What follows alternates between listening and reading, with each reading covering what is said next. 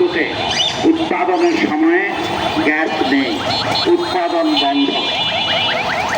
এর সাথে আছে ঘন্টায় ঘন্টায় সেখানে লোডশেডিং।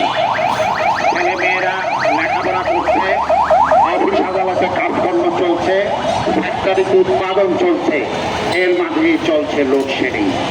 সংগ্রামী বন্ধুগণ, আমরা যখন বিদ্যুৎ সংকট এবং গ্যাস সংকট নিয়ে কথা বলছি, তখন আমাদের দেশে একটা নির্বাচিত সরকার গত 12 ফেব্রুয়ারি নির্বাচিত হয়ে রাষ্ট্র ক্ষমতায় আসীন হয়েছে। সংগ্রামী বন্ধুগণ, আমাদের দেশের মানুষ 16 বছর একটি স্বৈরাচারী শাসনের বিরুদ্ধে লড়াই করেছে।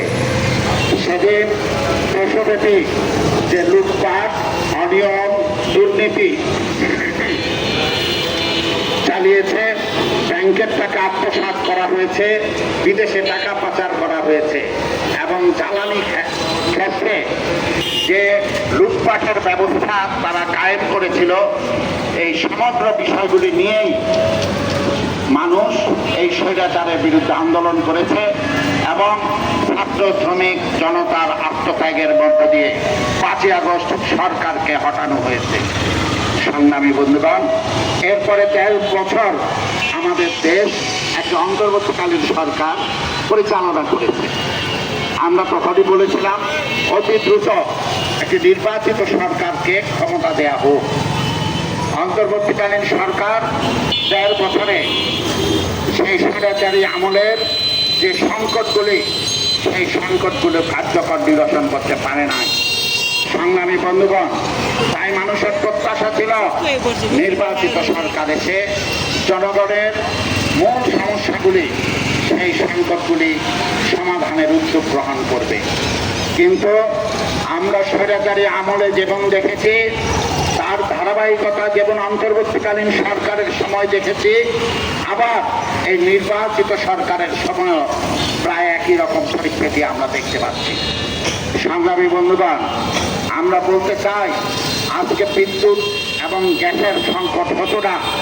দীর্ঘকাল যাবৎ আমাদের দেশের বাম গণতান্ত্রিক দেশপ্রেমিক শক্তিরা যে কথাগুলি বলে আসছে, সে বিষয়ে যদি সরকার দৃষ্টি নিবদ্ধ করে। সংগ্রামী বন্ধুগণ, আমরা আওয়ামী লীগ সরকারের সময় দেখেছি গ্যাস উত্তোলনের জন্য কার্যকর পদক্ষেপ দেওয়া হয়নি। তাদের শাসন আমলের শেষ দিকে গ্যাস উত্তোলন প্রক্রিয়া সম্পূর্ণ বন্ধ ছিল। তারা বিকল্প ব্যবস্থা হিসেবে বিদেশ থেকে গ্যাস আমদানি, এলএনজির মাধ্যমে গ্যাস আমদানির উদ্যোগ গ্রহণ করে। সংগ্রামী বন্ধুগণ, আজকে এই আমদানি নির্ভরতা এবং দেশের যে গ্যাস ক্ষেত্রগুলি আছে, সেগুলি অনুসন্ধান এবং উত্তোলনের কাজ বন্ধ রাখার কারণেই আজকে গ্যাসের সংকট হচ্ছে। সংগ্রামী বন্ধুগণ, আর এই গ্যাসের সংকটের সাথে সম্পর্কিত বিদ্যুৎ সংকট, বিদ্যুৎ নিয়ে আমরা বহু কথা বলেছি।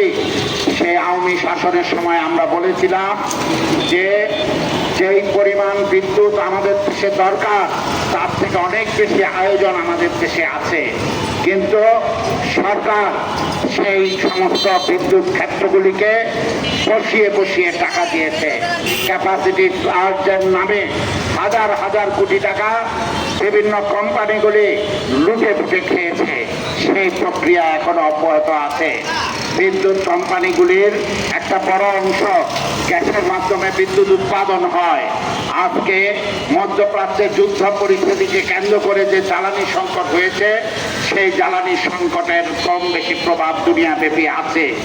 কিন্তু আমাদের দেশে যেখানে গ্যাস মজুদ আছে, সেই মজুদ থেকে গ্যাস উত্তোলনের পদক্ষেপ না থাকার কারণে আজকে এলএনজির উপর নির্ভর করতে হয়, বেশি দামে এলএনজি আমদানি করতে হয় এবং নানান জটিলতার কারণে আজকে গ্যাসের চাহিদা সেটা পূরণ করা যাচ্ছে না। সংগ্রামী বন্ধুগণ, আমরা গ্যাস সংকট সমাধানের ক্ষেত্রে বলেছি অবিলম্বে আমাদের দেশের দেশীয় প্রতিষ্ঠান বাপেক্সকে কার্যকরী করে গ্যাস অনুসন্ধান এবং উত্তোলনের ব্যবস্থা করুন। আমরা বিগত সরকারগুলির সময়ে বহু বার বলেছি যে পিএসসি চুক্তির মাধ্যমে বিদেশি কোম্পানির মাধ্যমে যে গ্যাস উত্তোলনের ব্যবস্থা করে সেগুলি আমাদের দেশের অর্থনৈতিক স্বার্থ সংরক্ষিত হয় না। আমরা বলেছিলাম এই পাপেক্সের যতটুকু সক্ষমতা আছে এটাকে আরো কার্যকরী করলে পাপেক্সের মাধ্যমে সমস্যার সমাধান করা যায়। আমরা সমুদ্র জয় করেছিলাম, কিন্তু সমুদ্র থেকে গ্যাস উত্তোলনের এখনো কোনো পদক্ষেপ নেওয়া হয়নি। আমাদের পার্শ্ববর্তী দেশ ভারত এবং মায়ানমার সমুদ্র থেকে গ্যাস উত্তোলন করে নিয়ে যাচ্ছে। আমাদের দেশের মানুষ যখন গ্যাস সংকটে, তখনও সমুদ্র থেকে গ্যাস উত্তোলনের পদক্ষেপে কার্যকারিতা আমরা দেখতে পাচ্ছি না। সংগ্রামী বন্ধুগণ, আজকে গ্যাস পাচ্ছে না, তারপরেও গ্যাসের বিল পরিশোধ করতে হয়। আজকে ঘরে ঘরে বিদ্যুতের সংকট। সংগ্রামী বন্ধুগণ, এই পরিস্থিতিতে আমরা জ্বালানি এবং বিদ্যুৎ মন্ত্রীকে সম্পূর্ণ বিপরীতমুখী কথা বলতে শুনলাম। আমরা তাকে প্রতিমন্ত্রীকে মুখে শুনলাম যে আগামী 2 বছর লাগবে এই সংকট সমাধানের। এই সংকট সমাধানের কোনো দিক নির্দেশনা তিনি দিতে পারেন নাই। বা আমাদের পক্ষ থেকে বারবার বলা হয়েছে নবায়নযোগ্য যে জ্বালানি তার উপর দৃষ্টিবদ্ধ করার জন্য, সেখানে গুরুত্ব দেওয়ার জন্য, কিন্তু আমরা বিগত স্বৈরাচারী শেখ হাসিনার সময়ও সেটা পাইনি, অন্তর্বর্তীকালীন সরকারের সময়ও পাইনি, এই সরকারের সময়ও নবায়নযোগ্য জ্বালানির বিষয়ে কার্যকর পদক্ষেপ আমরা দেখছি না। সংগ্রামী বন্ধুগণ, একই অবস্থা আজকে এলএনজি আমদানি করা হচ্ছে হাজার হাজার কোটি টাকা দিয়ে, আর এই আমদানির কারণে ডলারের রিজার্ভ সেটা দিনে দিনে কমে আসছে। সংগ্রামী বন্ধুগণ, আজকে